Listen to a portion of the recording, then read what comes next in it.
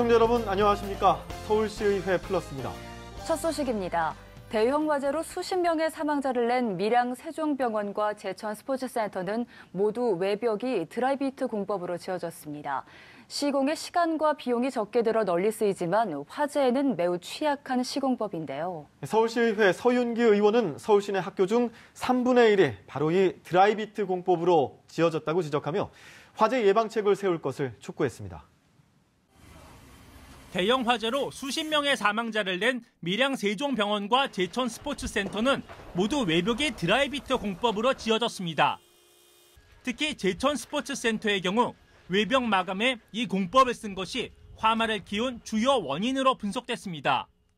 화재 건물 외벽은 화재에 취약한 스티로폼을 이용한 드라이비트 재질이고 드라이비트 공법이란 건물 외벽에 접착제를 바르고 스티로폼과 같은 단열재를 접착한 뒤 그 위에 시멘트와 같은 마감재를 덮는 방식입니다.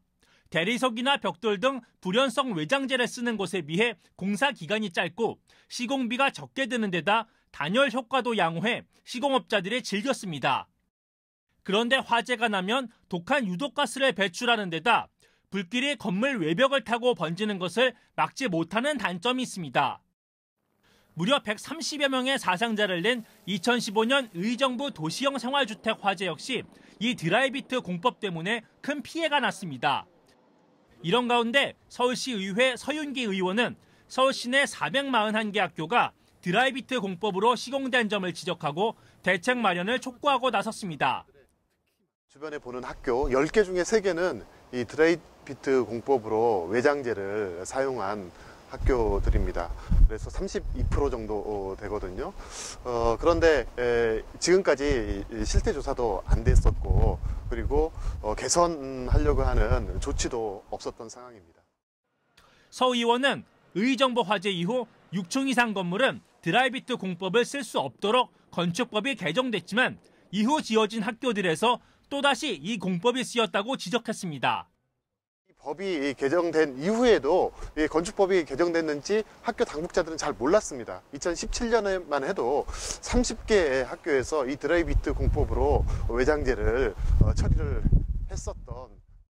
서 의원은 앞으로 지어질 학교들이 이 공법을 쓰지 못하도록 조례를 정하고 이미 지어진 학교들의 외장재는 교체가 필요하다고 강조했습니다.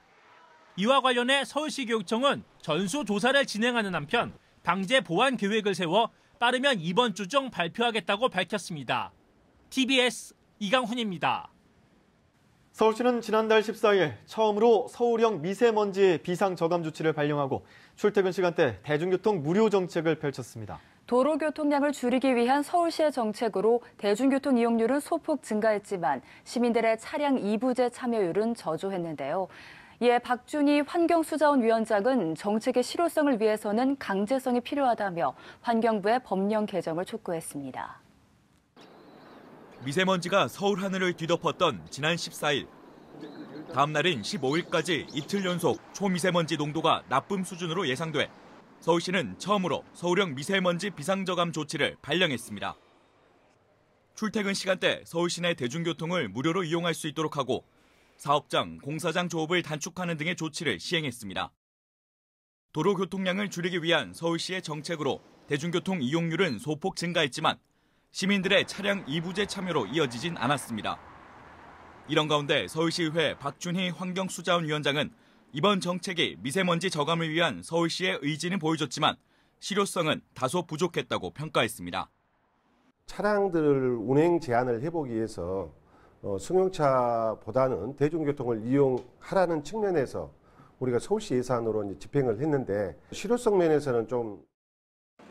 박 위원장은 정책의 실효성을 위해 차량 이부제, 사업장 조업시간 단축 등 정책의 강제성이 필요하다고 설명했습니다.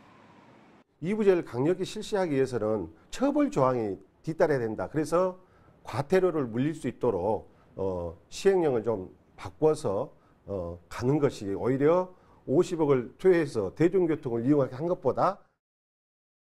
서울시가 발표한 미세먼지 배출원별 기여도 분석 자료에 따르면 2011년 자동차가 전체의 35%를 차지했지만 2016년에는 25%로 감소했습니다. 이에 대해 박 위원장은 서울시가 자동차 분야를 중심으로 저감 대책을 추진해온 결과라며 앞으로도 친환경 자동차 보급 등을 추진하겠다고 밝혔습니다. 이와 함께 미세먼지의 가장 큰 원인으로 떠오른 난방 분야에 대한 대책으로 신재생에너지 정책 확대 필요성을 강조했습니다. TBS 이홍석입니다.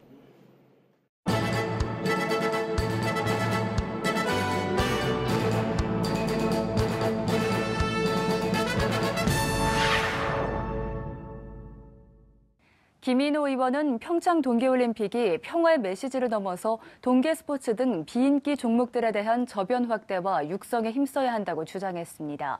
김 의원은 1988년 서울올림픽 이후 한국에서 열리는 두 번째 올림픽으로서 의미가 크고 대한민국을 전 세계에 알릴 수 있는 중요한 행사라고 강조하며 이번 올림픽 개최를 계기로 비인기 종목들의 현실을 생각해봤다고 밝혔습니다. 또한 비인기 종목에 대한 체계적이고 장기적인 육성 지원책이 부족하다는 점을 지적하며 서울시와 서울시의회에서도 비인기 종목의 저변 확대와 육성 지원책을 마련해 보겠다고 말했습니다. 성백진 의원은 지난달 31일 서울시 고독사 예방대책 수립을 위한 토론회에 참석했습니다. 최근 증가하고 있는 고독사 예방대책 마련을 위해 개최된 이번 토론회에는 고독사 관련 전문가, 공무원, 일반 시민 등 약 200여 명이 참석했습니다. 성 의원은 하루 평균 5명의 고독사 사망자가 발생한다고 말하며 사회적 고립으로 인한 고독사가 발생하지 않도록 대안적인 공동체와 삶을 모색하고 이에 대한 제도적 지원 방안이 마련돼야 한다고 강조했습니다. 한편 성 의원은 지난해 12월 사회적 고립 및 고독사를 예방하고 삶의 질 향상을 골자로 한 서울특별시 고독사 예방 및 사회적 고립 가구 안전망 확충을 위한 조례를 대표 발의한 바 있습니다. 이성희 문화체육관광위원장은 서울시 지체장애인협회 관계자와 함께 전국 지체장애인 체육대회 성공적인 개최를 위한 좌담회를 가졌습니다. 대회 최초로 서울에서 개최되는 전국 지체장애인 체육대회는 2010년 개최 이후 올해로 9번째를 맞이합니다. 종목으로는 단체 줄다리기, 휠체어 400m 릴레이, 좌식 배구 등으로 구성되며 오는 10월 서울 목동 종합운동장에서 열릴 예정입니다. 이 위원장은 지체장애인들이 대회 참가를 통해 사회 참여와 화합에 대한 인식을 제고하고 자존감과 성취감이 향상돼 재활 의지를 고취할 수 있는 기회가 되길 바란다고 말했습니다. 또한 일회성 이벤트로 끝나지 않고 장애인 생활체육의 보급률 확대를 위해 노력해 줄 것을 당부했습니다.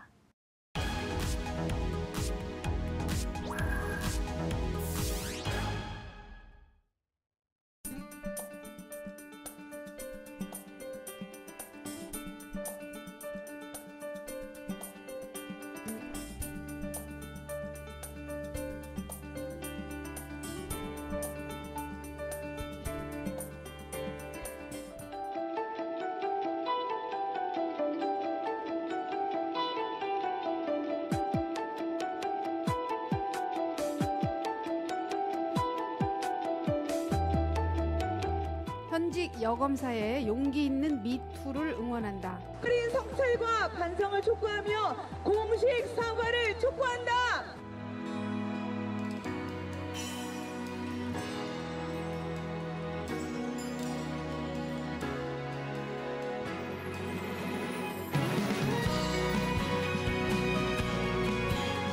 어렵게 고백을 한 우리 여성분들에게 힘도 주어야 하고 또 동시에 앞으로 이런 문화를 그야말로 발본색원하기 위해서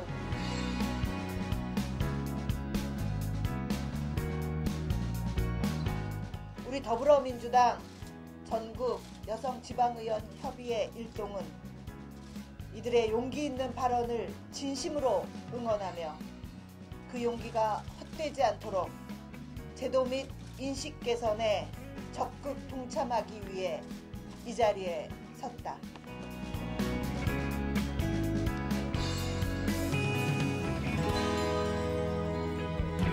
첫째, 검찰은 일련의 성폭력 사건들에 대해 철저한 진상 규명을 해야 할 것이다.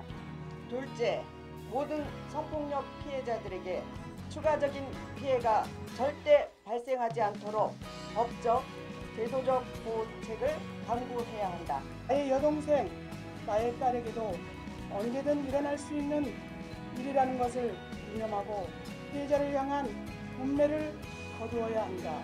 각자의 그 지역에서 제도든 조례든 혹은 정책이든 어떤 방안들이 도출이 되면 저희가 함께 연대해서 그것들을 수행해 나갈 예정입니다.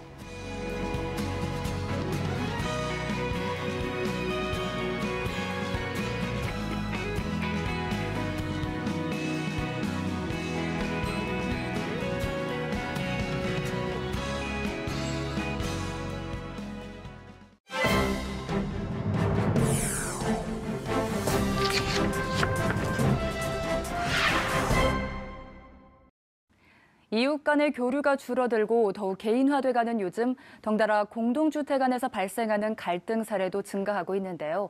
가장 대표적인 것 중 하나가 바로 층간소음이죠. 심각한 경우 살인 사건으로까지 번지고 있는데요.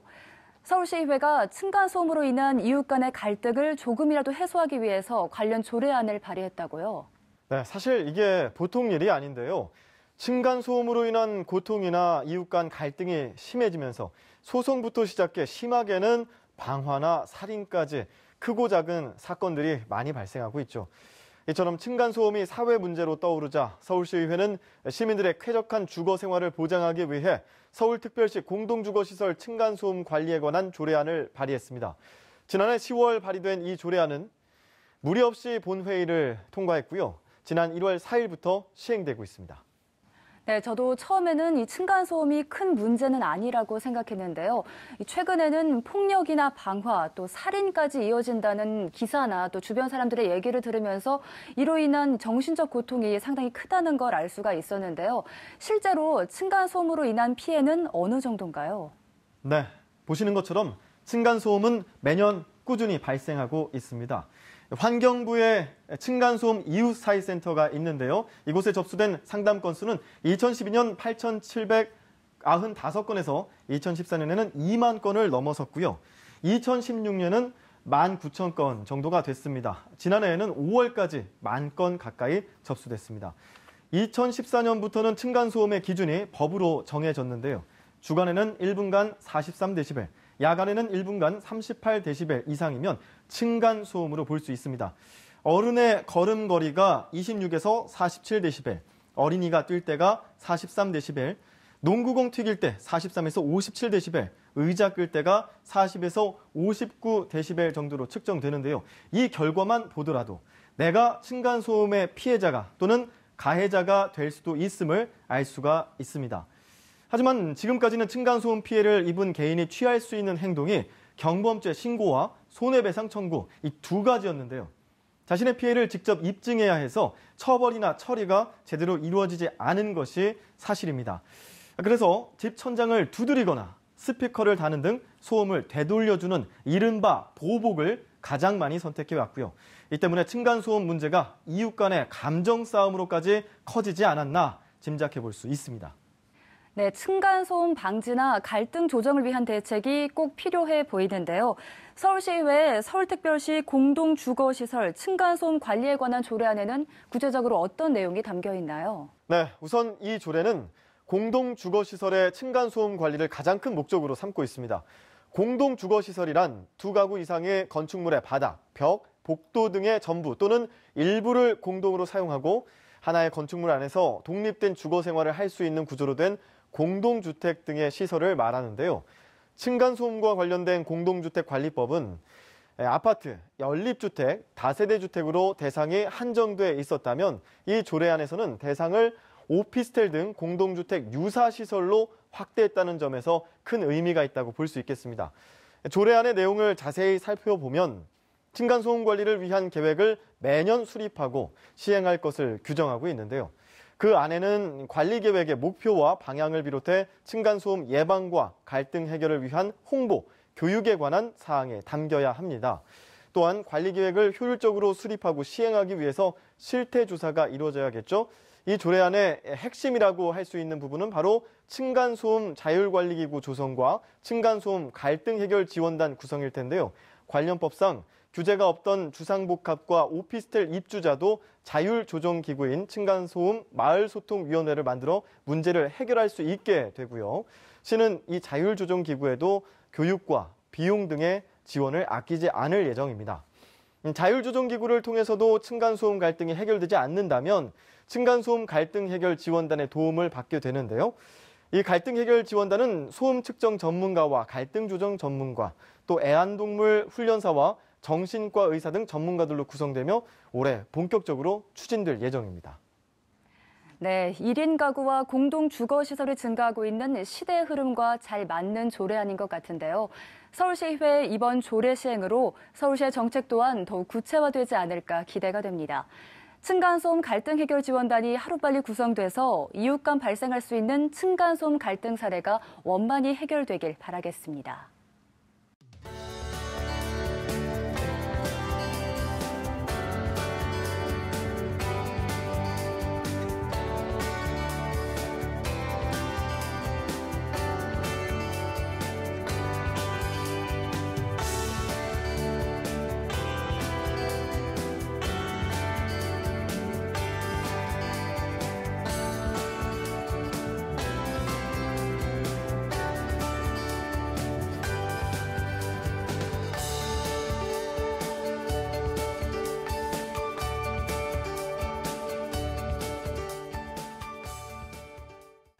서울시의회 플러스 준비한 소식은 여기까지입니다.